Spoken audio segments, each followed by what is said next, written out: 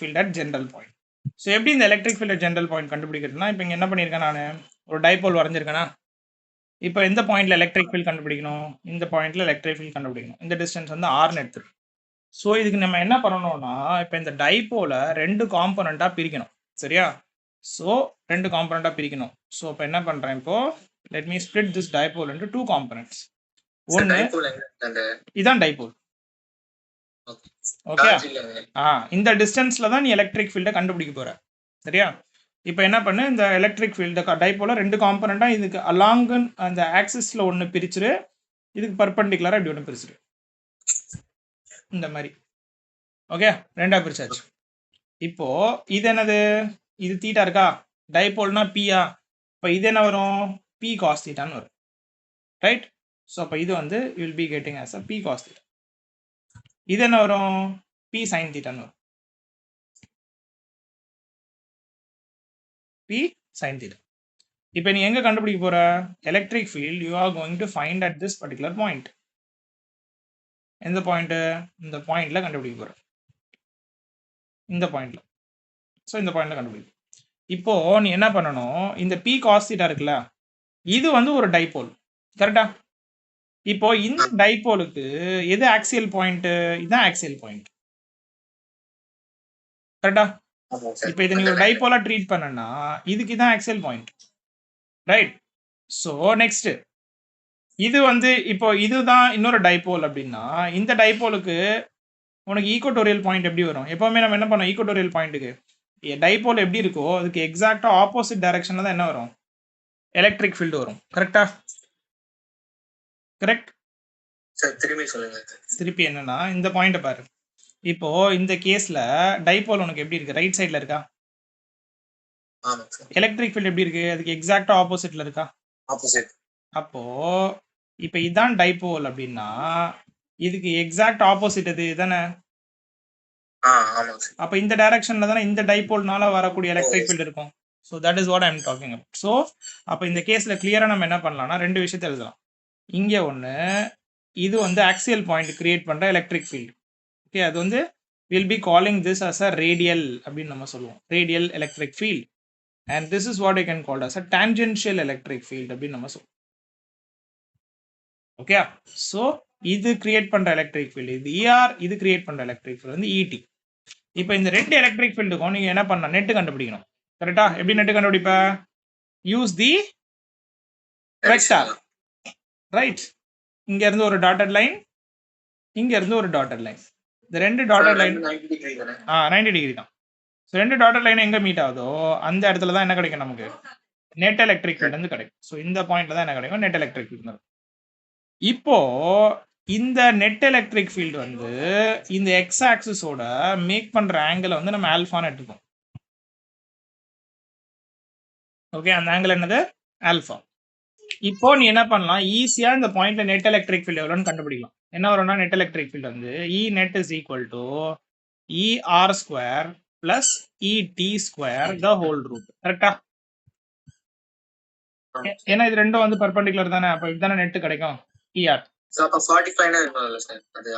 இது ஆல்ஃபாவா இந்த ஆல்ஃபா வந்து நம்ம அப்படி சொல்லலாம் அதுக்கு நான் ஒரு ஃபார்முலா சொல்றேன் ஓகே அது இந்த இதை பொறுத்து ஓகே இது வந்து எப்போ நீ 45 சொல்ல முடியும்னா இந்த ஆங்கிளை பொறுத்து இது மாறுச்சுன்னா அது மாறும் சரியா அதனால அதுக்கு ஜென்ரலைஸ்டு ஃபார்முலா ஒன்று நான் எழுதுறேன் ஓகே இதான் பாயிண்ட் இப்போ நீ என்ன யோசிச்சு இப்போ பாரு இஆர் என்ன இடி என்னன்னு கண்டுபிடிக்கணும் இஆர் என்னது வரும் இஆர்ன்றது electric field due to axial point because of this dipole கரெக்டா அப்போ ஜென்ரல் ஃபார்முலா ஆக்சியல் பாயிண்ட்டுக்கு நீ என்ன எழுதுவ ஜென்ரலா ஆக்சியல் பாயிண்ட்டுக்கு வந்து ஜென்ரலா 2kp/r³ எழுதுவ கரெக்டா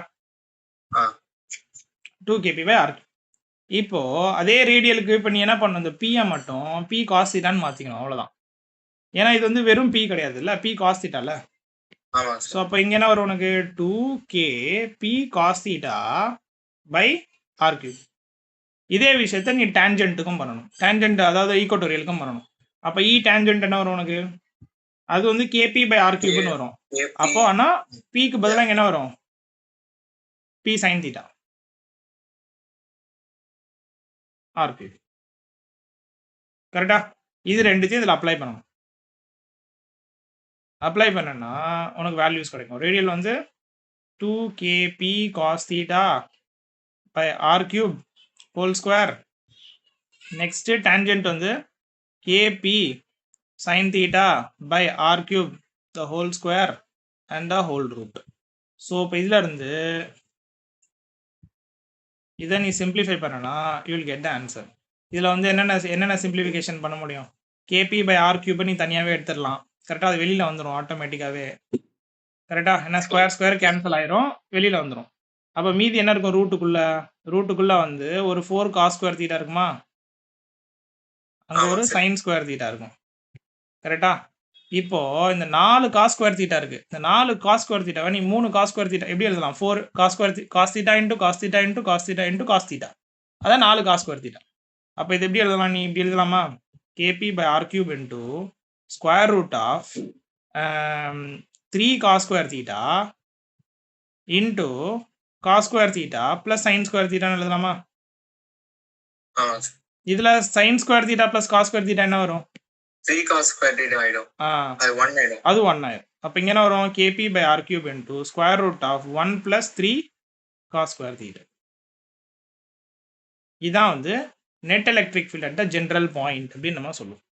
இப்போ நீ என்ன பண்ணலாம்? இந்த ஃபார்முலா வச்சு நீ ஆங்கிள் போட்டனா போதும், உனக்கு எந்த பாயிண்ட்ல எவ்வளோ எலக்ட்ரிக் ஃபீல்டுன்றது தெரிஞ்சிடும். இப்போ எக்ஸாம்பிளுக்கு உனக்கு நீ இந்த டைபோலோட ஆக்சியல் பாயிண்ட்ல எவ்வளோ எலக்ட்ரிக் ஃபீல்டு தெரியணும்னு வச்சுக்கோயேன். தீட்டா ஈக்குவல் டு 0ன்னு போடு, முடிஞ்சு. இங்கே 0 போடு. 0 போட்டேன்னா காஸ் 0 என்னது? 1ஆ? 3 + 1 என்ன? 4ஆ? 4ஓட ரூட் என்ன? 2ஆ? 2 kp by r cube. வந்துச்சா? இப்போ உனக்கு ஈக்குவட்டோரியல் பாயிண்ட் வேணும்னு வச்சுக்கோ. தீட்டா என்னவான்னு போடுவ? 19 போடு.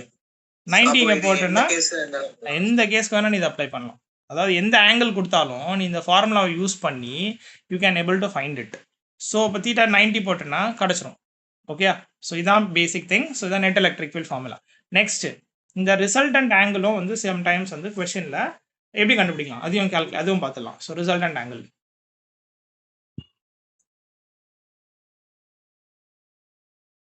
ஸோ இந்த ரிசல்டன்ட் டெல்மி எப்பவுமே 45 டிகிரி தானே இருக்கு சார்.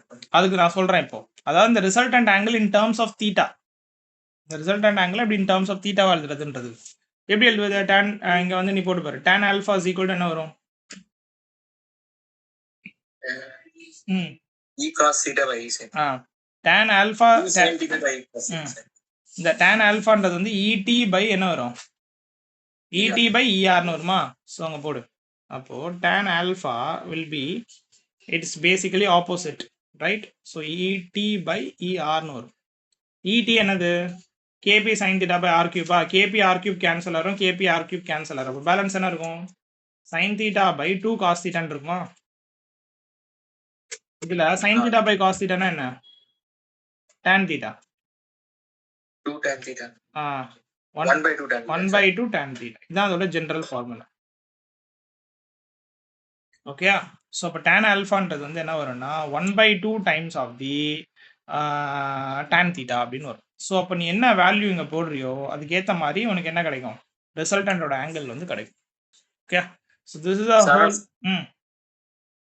அந்த ஃபார்முலால இது தேவையில்லை, ஆல்ஃபா அது தேவையில்லை. ஓகே, ஃபார்முலால தேவையில்லை. பட் இந்த ஃபார்முலா வந்து எப்படி சொல்றது, உனக்கு நீ அங்கெல்லாம் உனக்கு தேவையில்லை. எப்படி இருந்தாலும் சிபிஎஸ்சி தான் எழுத போற, அந்த அளவுக்கு எல்லாம் கேட்க மாட்டாங்க.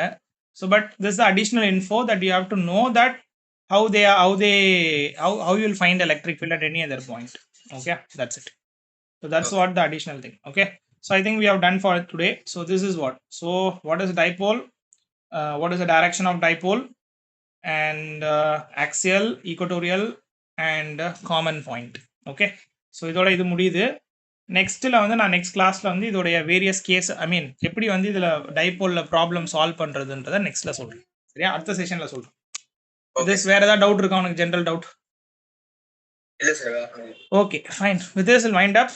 So I'll see you in the next session then. Bye. Take care. Okay, bye sir.